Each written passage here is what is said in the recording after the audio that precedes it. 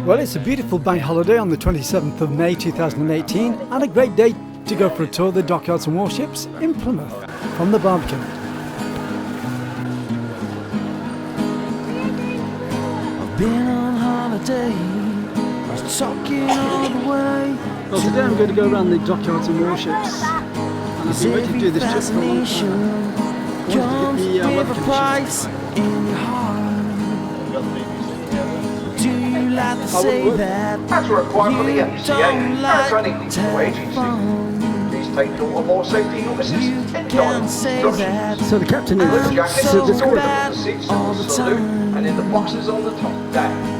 Knowing the unlikely event of an emergency, please remain calm and seated. Wait for instructions from the crew or must Give on the deck. you time, and I give you life in this world. The steps that you take, the moves that you make in your eyes. 'Cause I fantasize deep within the lies every night.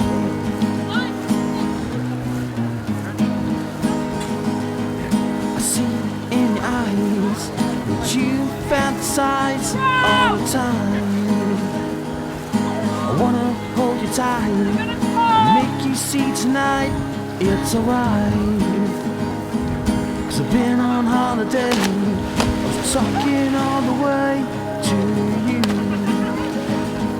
'Cause every fascination comes with a price in your heart. And I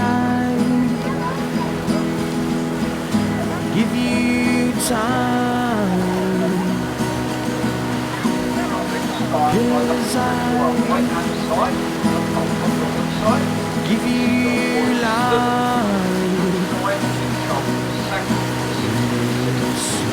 Built a sudden French war, the largest fortification of its kind. Okay. If you walk from Britain, you got approximately 5 war was facing the same direction, and in places the wars were up to 70%. The unemplacement support about as well as you can see, as the Plymouth supported the proletarians with the war instead. Nowadays, it's also Royal Artillery. Therefore, entering into Plymouth Sound, this is one of the finest natural harbors in the world. It's bordered on the right part of the Plymouth and on the left part of the breakwater. Now, if we look out to our left-hand side, you can see the breakwater. This was built by John Rennie and Joseph Whitby. Work started in 1812 and was completed by 1841.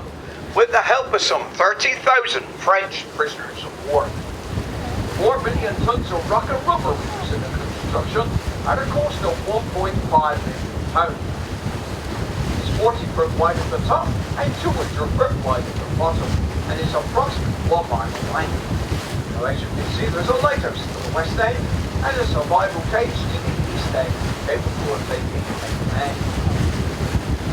Now, looking back to the right-hand side, you can see the hull. Now, hull is an Anglo-Saxon word for high ground. On top of the hull, there's a statue of Sir Francis Drake, said to be placed where he played his famous game of bowls before setting sail to the gate of the Spanish Armada.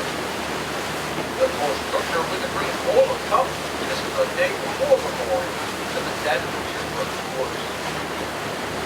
Now, still looking upon the hull, you can see there's a lighthouse up there. This is Speaker's Tower. It wasn't built originally on the hull. It was built up on the edges of the rock. It was taken down brick by brick and rebuilt upon the hull. Now, this is only 2/3 of the lighthouse's current edges of rock, 14 miles to the south-southwest. There's been 4 lighthouses on the edges of the hull. The first was built by Henry McStanley in 1698, which was taken by Gale in 1705. The second, a little stronger, made of stonework cladding, destroyed by fire in 1755.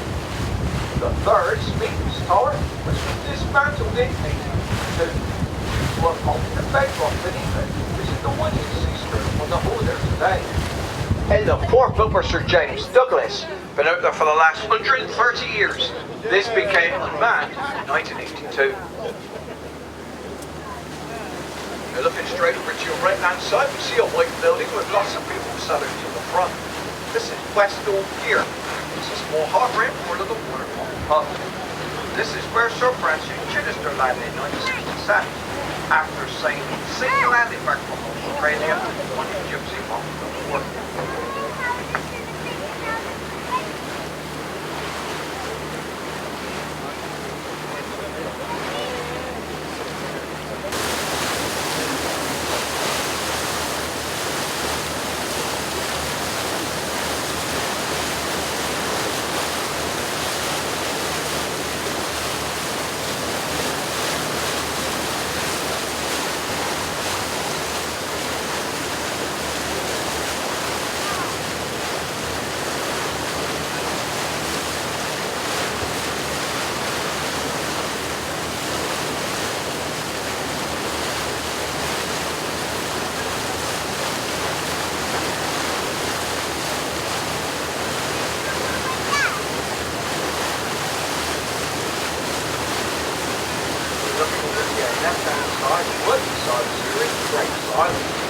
Formerly known as St. Nicholas and St. Michael Island, but changed its name when Sir Francis Drake became famous.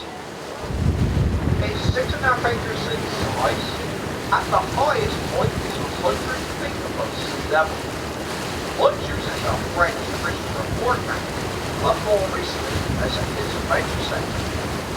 Now it's privately owned at a cost of £250,000.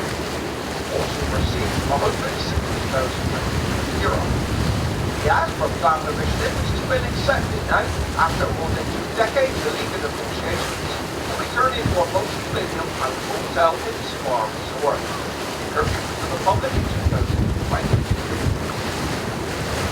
Now looking back to your right-hand side, you can see a new-looking building.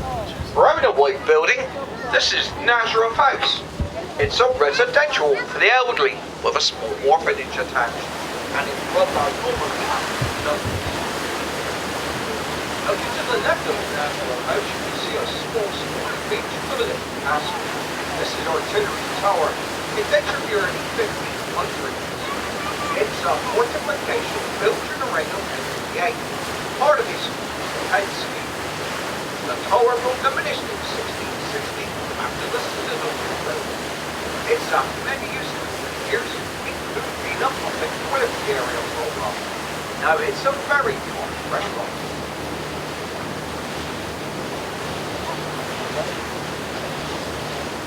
Over to your right hand side you can see some gun emplacements. Western Kings. These gun emplacements were very during the First and Second World War. Until the sun guided us now, and we're entered into the River Tamar. And here's what is Devil's Point. So called due to the devilish mode of Earth. There's 7 strong tides feeding this point, and the water is up to 30 meters deep. The River Tamar is a dividing line between Devon and Cornwall, and it runs for 57 miles in Portland. From now on, without pointing to our left, Devon to our right. Other critics say for that Devon, England to our right.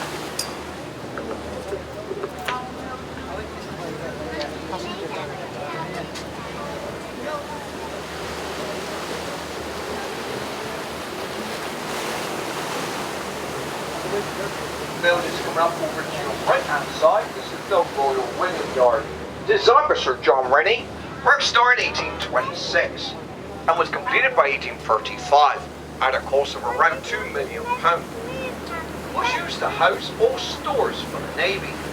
There would have been a brewery, a cooperage, mills, a bakery, even at its own slaughterhouse. Everything really the Navy needed to keep it going whilst they're at sea. Nowadays you have the RFA ships that do all this for them. The building became redundant and recently refurbished into luxury apartments. And there's some lovely restaurants.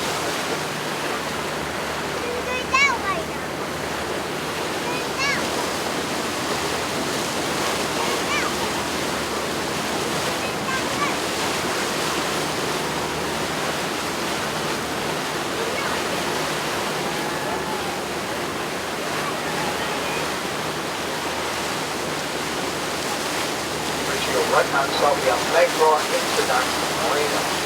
The very first marina to be built in Plymouth. This is with the apple, riverside, put it on the use.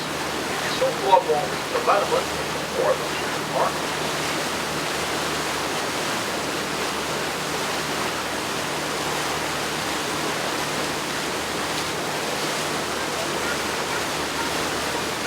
Still looking to your right-hand side, looking on top of the hillside, you can see a green angel.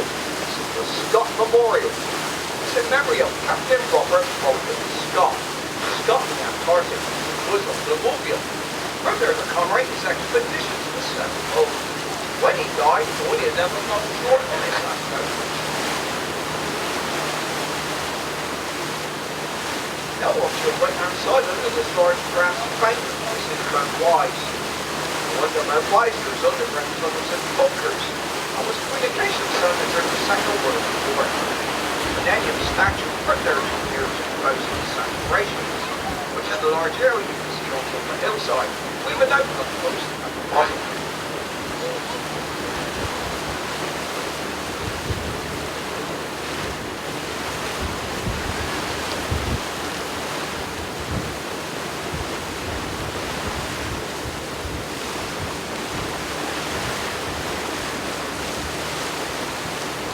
Coming up to your right-hand side, you'll be able to see King Billy.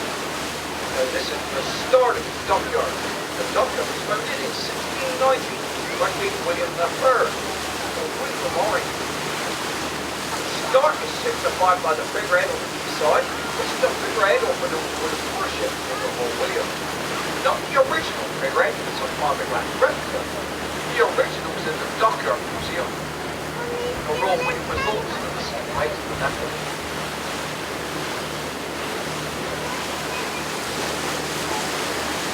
We're in the Subyard at the moment, and the last warship to be built and commissioned in the Subyard was in 1970. It was HMS Scylla. She was a Neander-class frigate.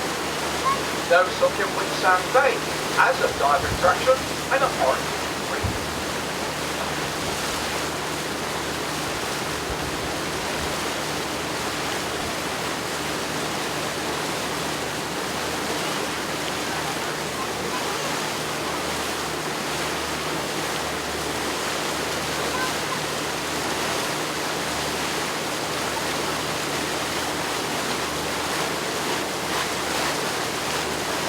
Coming up on your right-hand side, you see a large round shed, which is usually the sailmaker's dock. This is where they used to make all the sails for the warships.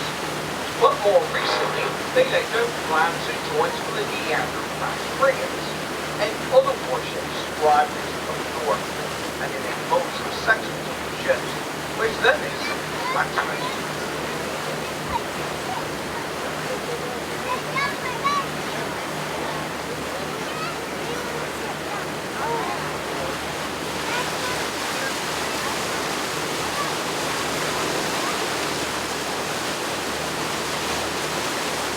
They're just about to enter into the main part of the dockyard. And this is one of the largest naval dockyards in Western Europe. There's 4 boats of waterfront, 14 wide docks, over 15, and the 13 has 5 bases. And is open to flag officers seeking training or possible tour. It took here from Portland to 1999. They train globally in other nations of the world, facing demands of operating training. Coming up on your right-hand side, we have a Duke-class Plymouth frigate, HMS Plymouth.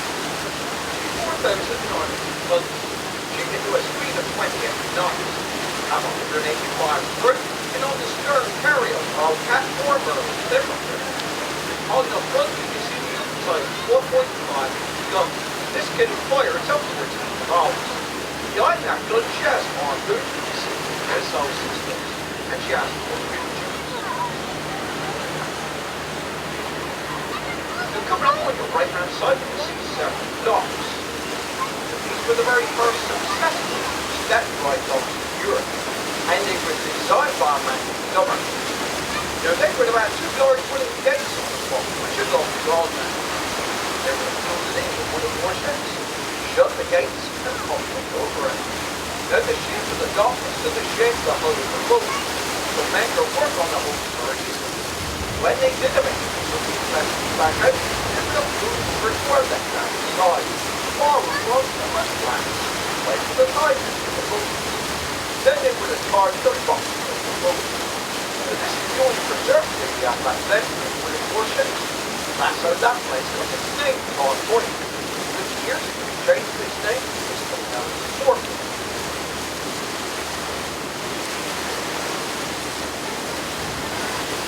I like to look over to your right hand side, you can see a red building. Now back in the 18th, 19th century, recruiting for the Navy was very difficult, so they formed press gangs. Now these press gangs used to operate around this red building because there's two pubs there, a steam packet and a spawn in. Men used to wait to these pubs, averaging drinks, get a bit worse somewhere, and when they came out, put about a bed of hay. The next day, found themselves in their Royal Navy.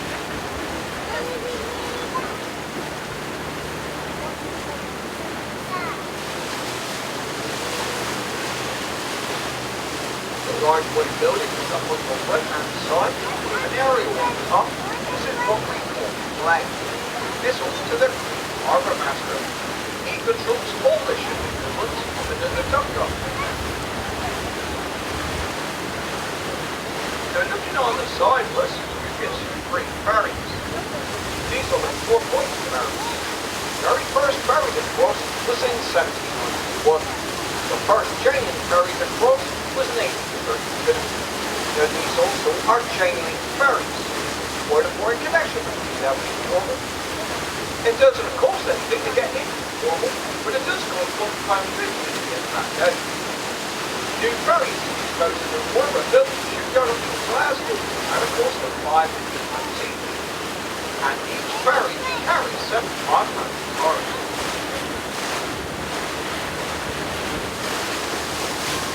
Looking over to the right-hand side of this pretty large sheds. The centre shed's got a ship and quarters missing. It's often known as the Summerfield prison. This is the frigate complex, built in the early 1970s, to cover 3 interior docks. Each shed can take the vessel up 147 feet of length. They can shut the doors down and work on the vessel out of the western weather. In the same shed, there you see a Duke-class Plymouth frigate that's been written. Beside us, we have another Duke-class Plymouth 23 frigate. Now on the boats of our warships, you can see the Union Jack line. This is the only time we can call this flag Plymouth Jack. Its gun is blown on our rolling warship, but the flag is Union and the boy flies on the Jack. And the only time you can have a Jack is on a rolling warship. So any other time you see this flag, it's a Union flag. Still looking to your right hand side and over the wall and looking into the basin that's coming up, you'll be able to see the tops of black conifers and submarines. There's 11 submarines in that basin. They're all waiting for decommissioning for breaking off. But they can't touch these submarines for another 30 years. They've got to wait for the reactors to cool down before they can break these submarines off. The conifers you see in the centre there, the tallest one, that's open to the public. It's on the museum. Picture of courageous. You can see all the other conifers to the left of the building on the jet. They're all in a straight line. One of these submarines, the Conqueror, is the one that's from the Belgrado. Now the Belgrado originally was the Phoenix, an American vessel, which was the only vessel to survive Pearl Harbor. The Americans sold it to Argentina. Now looking into the next basin coming up on the right hand side, you see another Duke-class Plymouth 23 frigate with controls. And just ahead of us, we have another Duke-class Plymouth 23 frigate next to one above them. Sister ship and all the other frigates you see are in here. And looking back over to the left-hand side, you can see a private vessel on the refueling jetty. This is where they refuel all our warships. Looking back over the trees, you can see refueling tanks. There's enough fuel beyond those trees to keep our Navy at sea for 5 years. Wow. We drove past that, didn't we?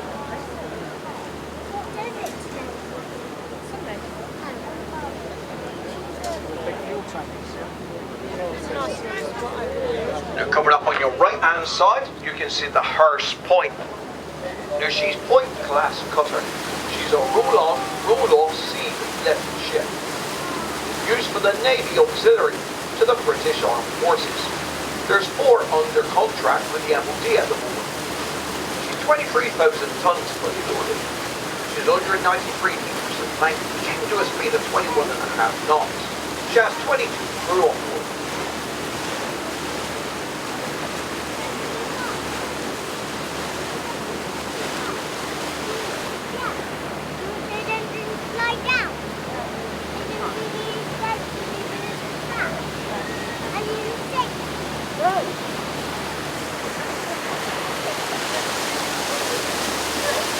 We're coming down now into HMS Grace, and this is where they keep their submarines. We have one submarine, right, which is on the right hand side against the wall, just ahead of ourselves a little. It's a Trafalgar class attack submarine. They which is 9 Warriors, but been adapted to the demands of the 21st century. Their prime focus on unleashing enemy nuclear missiles submarines is well into fitted with the best in the world, essentially their ears. The system is so sensitive, it can hear a vessel from 50 miles away. There are 4,500 tons, 5,200 tons when dive. They're 85.4 meters in length, and they can do a speed of 30 knots when dive. Have 130 crew, have spear-faced torpedoes, and tomahawk cruise missiles. They can stay underwater for 1 year. They make their own oxygen in water. They only need to come back in the harbour here every 11 years for refueling. They're nuclear powered, but don't have no nuclear weapons. Now you can only see 1/3 of the vessel. Obviously there's 2/3 of the vessel under the water. That's 3 decks under the water. Now there's not enough bunks for all the men with what they call hot bunking. As one man gets up, another man jumps. Now, please launch in front, 024 hours a day, protected that submarine. Looking over to your right-hand side, you see a large vessel there. This is the RFA Line Bay. Now, she's Bay Class Auxiliary Landing Dock Ship. She supports warships on operations. The RFA Line Bay is capable of delivering assistance to fighting force anywhere around the world. Troops together with necessary vehicles, stores, ammunition, to form an ongoing wave of amphibious assault. She's 16,000 kilograms. She's 176.6 miles in length. She has a draft of 100 feet. She can do speeds of 18 knots. She has 135 crew, carries 356 mariners. That's a total of 700. She has a flight deck and carry helicopters up to Chinook size. Do not carry aircraft as standard. Can hold up to 24 Challenger 2 tanks. She's fitted with 2 Alex Goalkeeper guns. She has mini guns. And to the stern of the RFA 9 Bay, you can see another large vessel. This is HMS Cornwall. She's a landing platform dock. She has a vehicle deck capacity to take up to 6 Challenger 2 tanks, or around 30 armoured all-terrain trap vehicles, 12 Merlin helicopters. She can flood her stern decks and take on 4 landing craft. She carries 4 smaller landing craft in her davits. She has 325 crew, can carry 303 troops, with the capacity for a further 405 special units. HMS Bulwark's in here for 4 years now on refit, or they may decommission her. HMS Albion is taking on the duties of HMS Bulwark. Looking over to your right hand side, we'll see another Duke class Type 23 frigate there. We're at the bottom of the dockyard now, just about to turn us around. Now downstairs we have got some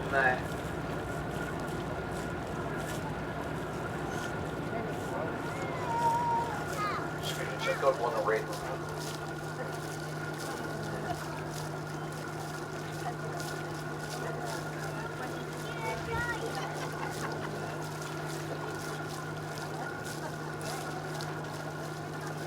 Downstairs we have got some questionnaire forms placed around the boat and on the bar, or please ask one of our crew members. We appreciate it. If you could find the time to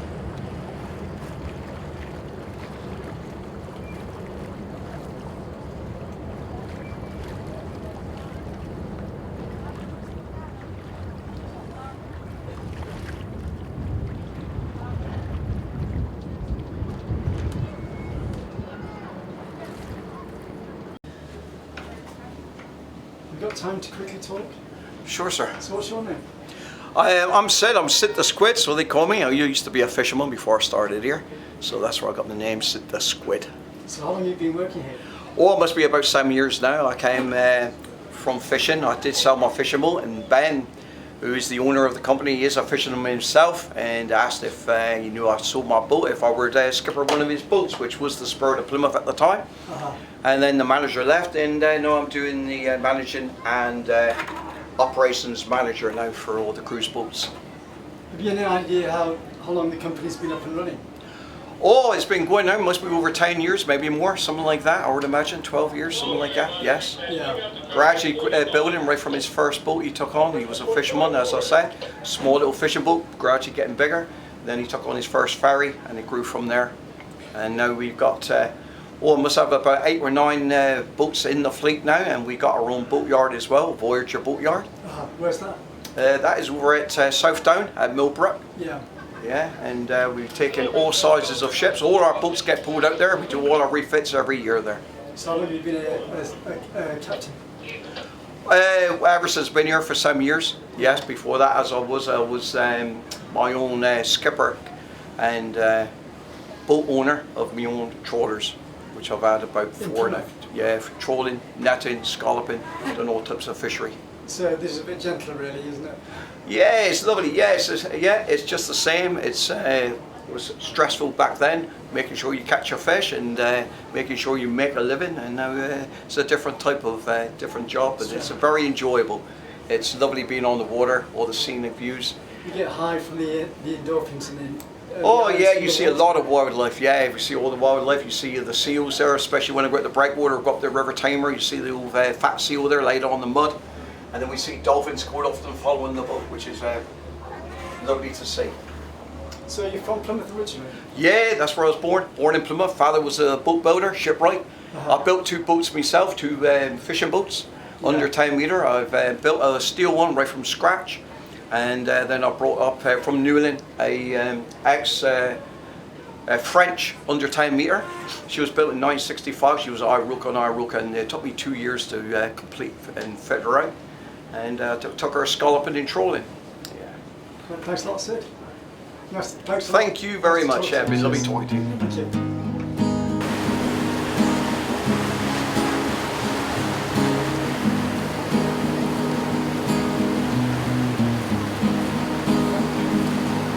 I've been on holiday, I was talking all the way to you. 'Cause every fascination comes with a price in your heart. Do you like to say that you don't like to have fun? You can say that I'm so bad all the time.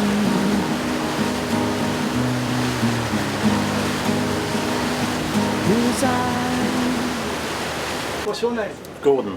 You're very good at the commentary. No, that's Sid. Sid's very good at the commentary. Yeah. So what do you do, Gordon? I'm a tour driver. I bring the people on the coaches. Cool. Where are you from? I'm from Torquay. Torquay? Yeah. Torquay's a nice place as well. Oh, it's a beautiful place. It's a nice one. Yeah. Thanks a lot anyway, cheers. Steps that you take, moves that you make in your eyes. 'Cause I fantasize deeper than the lies every night.